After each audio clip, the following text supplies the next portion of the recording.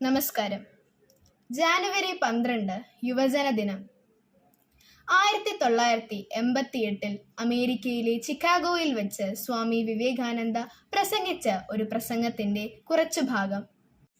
അമേരിക്കയിലെ സഹോദരീ സഹോദരന്മാരെ, നിങ്ങൾ ഞങ്ങൾക്കു നൽകിയ ആവേശപൂർണവും ഹൃദയംഗവുമായ സ്വാഗതത്തിന് മറുപടി പറയാൻ എഴുന്നേൽക്കവേ എന്റെ ഹൃദയം അവാച്യമായ ആനന്ദം കൊണ്ട് നിറയുന്നു.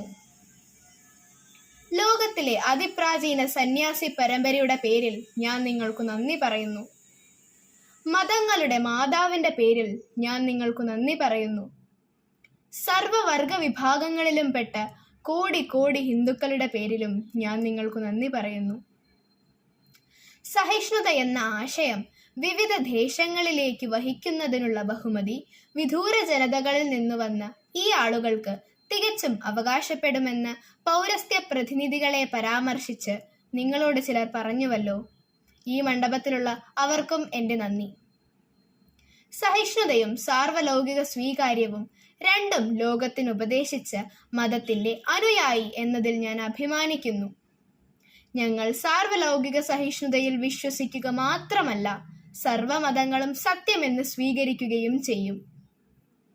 ലോകത്തിലെ സർവമതങ്ങളിലെയും സർവരാജ്യങ്ങളിലെയും പീഡിതർക്കും ശരണാർത്ഥികൾക്കും അഭയമരുളിയതാണ് എൻ്റെ ജനത എന്നതിൽ ഞാൻ അഭിമാനിക്കുന്നു. റോമൻ മർദ്ദനം മൂലം യഹൂദരുടെ പുണ്യക്ഷേത്രം തകർത്തു തരിപ്പണമാക്കപ്പെട്ട ആ കൊല്ലം തന്നെ ദക്ഷിണ ഭാരതത്തിൽ വന്ന് അഭയം പ്രാപിച്ച ആ ഇസ്രയേൽ വർഗത്തിന്റെ അതിപവിത്രാവശിഷ്ടം ഞങ്ങളുടെ അംഗതലത്തിൽ സംഭൃതമായുണ്ടെന്ന് നിങ്ങളോട് പറയാൻ എനിക്ക് അഭിമാനമുണ്ട്. മഹിമയുറ്റ ജരദുഷ്ടര ജനതയിൽ ഉൾപ്പെട്ടവൻ എന്നതിൽ എനിക്ക് അഭിമാനമുണ്ട്. അല്ലയോ സോദരരെ, എത്രയും ശൈശവം മുതൽ ജപിച്ചിട്ടുള്ളതായി എനിക്ക് ഓർമ്മയുള്ളതും ലക്ഷക്കണക്കിന് ആളുകൾ എന്നും ജപിക്കുന്നതുമായ ഒരു സ്തോത്രത്തിൽ നിന്ന് ചില വരികൾ ഞാൻ നിങ്ങളെ കേൾപ്പിക്കാം. പലയിടങ്ങളിലായി ഉറവെടുത്ത പല പുഴകളിലെയെല്ലാം വെള്ളം കടലിൽ കലരുന്നുവല്ലോ. അതുപോലെ അല്ലയോ പരമേശ്വര, രുചിവൈചിത്ര്യം കൊണ്ട് മനുഷ്യർ കൈകൊള്ളുന്ന വഴികൾ വളഞ്ഞോ നേരെയോ പല മട്ടായി കാണപ്പെട്ടാലും എല്ലാം അങ്ങയിലേക്കത്രേ എത്തുന്നത്.